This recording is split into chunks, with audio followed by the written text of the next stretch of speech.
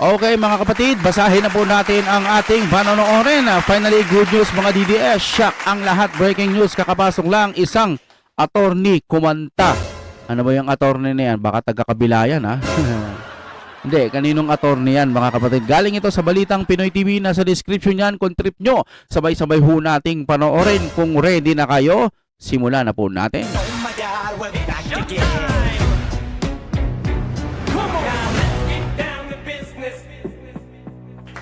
Alright, ang reaction video na ito natin sa inyo ng Fiber ni Juan. Nandiyo po, napakabilis ng internet at ang mura-mura nila. Sana magkaroon dito yan sa amin dahil problema ko ngayon ng internet. Okay, here we go. I-play na ho natin ito. Anong meron? Itong interview nitong si Attorney Rowena Guanzon dito kay Karen Davila. Grabe ang mga banat ni Attorney Rowena Guanzon. Hindi ko na papanood yan. Talagang halos lumabas ang mata ni Karen Davila.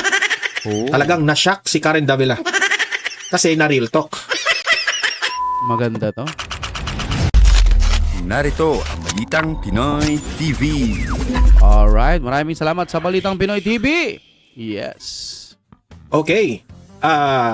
Pag-usapan natin ngayon itong interview nitong si Attorney Rowena Guanzon dito kay Karen Davila. Grabe ang mga banat ni Attorney Rowena Guanzon. Talagang halos lumabas ang mata ni Karen Davila. Talagang na-shock si Karen Davila. Kasi na real talk. Alam ko si Karen Davila, ano to eh. Dilawan din to, ano? Dilawan din. Na real talk si si Luis Tru at si Riza Hontiveros sa mga banat nito ni Attorney Rowena Guanzon. Mamaya ipapakita ko yan kasi maganda grabing mainit na interview yun ha. At heto, pag-usapan rin natin itong video ni Bong Revilla na transfer na nagpakita si Bong Revilla sa kanyang posas, no? Talagang maraming binabati ko si Bong Revilla na drama raw, drama. Ano? Mamaya ipapakita ko rin yan, no? At Drama. Ako kasi kakampi kasi nila yan, di ba? Nakabuntot lagi yan noon kay Romualdez o kaalyado ata nila, hindi bumuntot o magkakasama sila, no? Kaya iniisip ko baka ito palabas lang, no? Baka palabas lang ho ito. Ito ay lang haka-haka lang natin. Pero kasi parang ang labo eh, kakampi nila yan tapos biglang ginanon nila. Alam natin ganun ang administrasyon si BP Sara nga eh. Kakampihan ni PBBM noon eh. Nung nakuha niya na yung gusto niya sa pagiging presidente, parang baliwala na si BP. Baliwala na talaga si BP Sara sa kanya, no? Nakuha niya na lahat eh. Presidente na siya eh, no? pag-usapan din natin again si Attorney Rowena Guanzon. May point naman si Attorney Rowena Guanzon dito patungkol kay Martin Romualdez. Na nagpaparamdam na naman si Martin Romualdez kasi medyo humuhupa na yung issue patungkol sa flood control laban sa kanya. Ngayon nagpaparamdam na naman si Martin Romualdez, no? Dahil sa third impeachment complaint. Ha?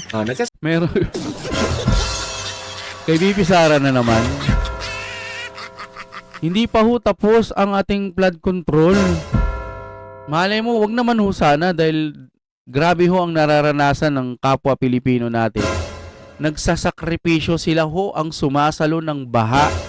Sila ho ang sumasalo ng kahirapan ng ginagawa ng, alam mo yun, wala ka na palang ginagawa.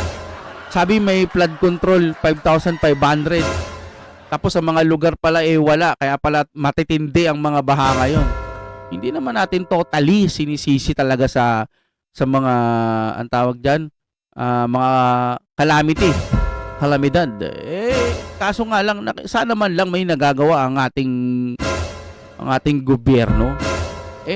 Grabe ho yung nakawan ngayon eh. Tapos ganun-ganun na lang ba? Sino bang mananagot? Kasi ito na naman, lumilitaw-litaw na naman si Romualdez. Ngayon lumilitaw-litaw na naman siya. Ganun na lang ba yung flood control noon? Wala na, tapos na. Magpapaalala na naman ng mga bagyo, no? Tapos sisisihin na naman yung bagyo, ano na naman daw yung bagyo, hindi na daw sumusunod sa schedule. Tapos maririnig na naman niya yung tatay niya, kinakausap siya. Iba talaga, no? Tuloy muna tayo. ano rin eh, plano rin itong tumakbong presidente itong si Martin Romualdez. Kaya nagpaparamdam na at sinabayan, baka tutulungan na naman niya itong third impeachment complaint laban kay BP Sara. Hindi pa rin sila magising. No? Iniisip kasi nila, ang pinakamadaling paraan, mapabagsak si BP Sara para wala siyang kalaban. Kasi ugali niya na nga doon sa lokal ho nila na dinidisqualified yung kanyang kalaban para siya na agad ang panalo. Akala niya magagawa niya sa Pilipinas. Hindi lang ho si BP Sara ang Duterte. Marami pa pong Duterte. At bukod po sa dalawa, no? Bata-bata pa yung isa, so tatlo sana. May mga kaalyado pa ang Duterte. Marami pa pong matitino. Ayaw na ng taong bayan pagkatapos ho nito lahat ng kaalyadong madudumi. Lahat ng mga taga-kabila. Ayaw na yan ng bansa natin. Maniwala ho kayo. May pera lang kasi. Yung pera na yon, di ba, pinamumudmud. Ang dami na kasi mga ebidensya pero hirap pa rin sila na tukuyin no? Talagang nakikita natin dito, may pinoprotektahan po sila eh. Kawawa ho talaga ang Pilipinas, lalo ka na kung ikaw maka-BBM ka pa rin. Ang anga-anga mo na eh. Ang anga-anga mo na, mamen. Butik yan. Okay? So, yun po ang mga pag-uusapan natin ngayong araw na ito. Pero guys, bago ang lahat, bago natin ito pag-uusapan, help me po na i-like. Okay, ako na magsasabi, no? Palike po ng ating video. Napaka-importante po niyan. Minsan nakakakita tayo ng 1,000 views. Pero ang nagla-like lang, minsan wala pang 100. Palike po ng ating video. Malaking tulong ho yan sa atin para magpatuloy pa po tayo lalo. Okay, tuloy ho tayo. Si Luistro pa ang chair. Isa pa yan. Dapat mag-resign yan eh. Grabe yan si Luistro. Grabe yan, pro Martin, pro BBM. May AX, TAX dahil sa speaker. May ganito bilyon dahil sa speaker. Kulang lang sabihin, may ulan, may lindol, may baha dahil sa speaker eh. May AX dahil kay speaker. May tupad dahil kay speaker. Kala mo kulang na lang kamo sambahin niya. No, wala eh. Iba talaga pag nagpapakontrol sa pera. Ano? This is the same Congresswoman Luistro who Ito si Luistro. Halatang halata kasi si Luistro na tuta rin ni Martin Romualdez. At syempre, ang isang tao, kung mabigyan mo ng pabor, kasi sa pagkakaalam ko, itong si Luistro, pinupuri itong si Martin Romualdez. Kasi nakaka-benefit siya kay Romualdez. Eh. Lahat sila halos. Lahat to ng sisip-sip kay Romualdez, magkakaroon ho ng gantimpala. Kaya ho siguro ganyan ho sila. So sa iisang tao lang ho sila dumidepende. Kunwari makabayan, pero ang totoo, nabubudburan ho kasi sila ng magic sarap. Kaya po ganyan na lamang po ang pagmamahal nila kay Romualdez. Kawawang Pilipinas. Alam nyo, kapag ikaw kaalyado ka ni Romualdez, nung time na speaker pa si Romualdez, mabibigyan ka talaga ng budget. Wow. So syempre, kung mabibigyan ka ng budget, mabibigyan ka ng pera, makatulong ka na sa inyong mga constituents, di ba? Lalo na, magkabigyan ka ng ilang milyon, ano? Grabe ka na nun.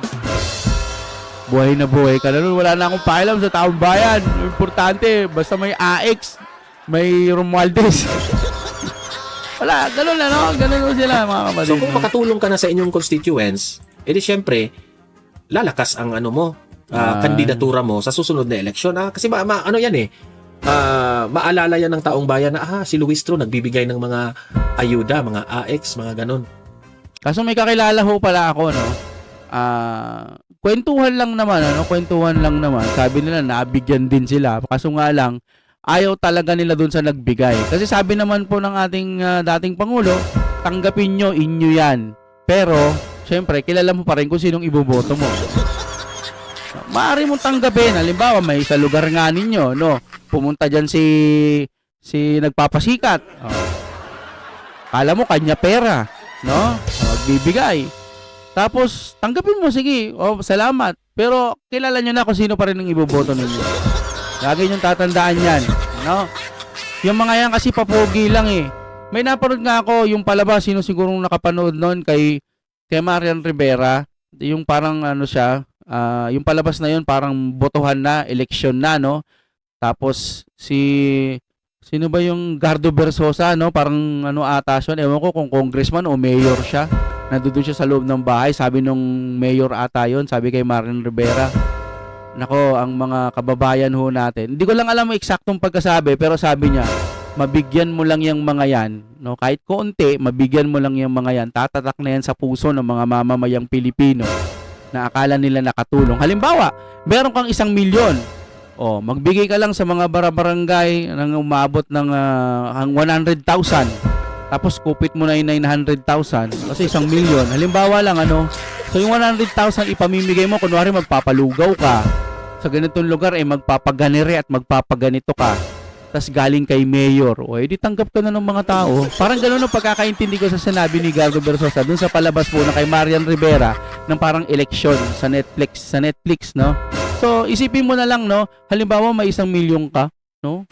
Tapos yung 100,000 panlulugaw mo lang kada linggo, tataka na talaga sa isip. Pero meron pang 900 million na dapat, 900k ba sinabi ko million? Nalito na ako. Basta ibig ko sabihin, sa binigay sa yung 100%, 1% lang o 10% lang yung ipapamudmud mo, okay na. No? Pero meron ka pa rin 90%. Iniba na lang, So parang makakabenepisyo sila, makakakupit sila. Makakatulong pa sila dun sa taong bayan, pero hindi na alam ng taong bayan o dun sa lugar nila na nangungupit pala ng mas malaki pa. Hindi lang halata kasi nagbibigay. Pero sa panahon ngayon, 100% kinukupit. Bakit? Ghost Project! Di ba? Mas matindi ngayon kasi 100% wala ka talagang makikitang project. Dati may makikita kang project, yung susobra doon sa pera, yun na yung parang pinakakupit nila. Sa tingin ko, yun ang aking nakalakihan. Parang ganun ang pagkakaintindi ko doon sa mga dati-dati mga balita. Pero ngayon, ang pagkakaunawa ko, pag binigyan ng project itong lugar na to, talagang ubos ang buong pondo. Ghost Project ang labas. Ganun katindi ngayon ang Pilipinas. Ngayon lang nangyari ito.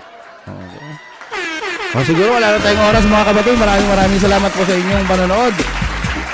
Lagi po tayong mag-vlog, no? At sasabihin natin, always ipapaalala natin, doon po tayo sa tama. Huwag po tayong kumampi sa manili. Huwag tayong kumampi sa mali. Di bali nang naghihirap tayo, basta payapa ang utak natin. Payapa ang kaisipan natin. Sila may natatanggap silang mga milyon o pera, pero yung utak nila hindi po kumbaga maingay. Tayo tahimik, payapa. Di bali nang makakain ka man lamang ng mga konti, basta yung utak mo payapa, yun ang biyaya ng Diyos. Okay, maraming salamat sa inyong panonood. And check it out.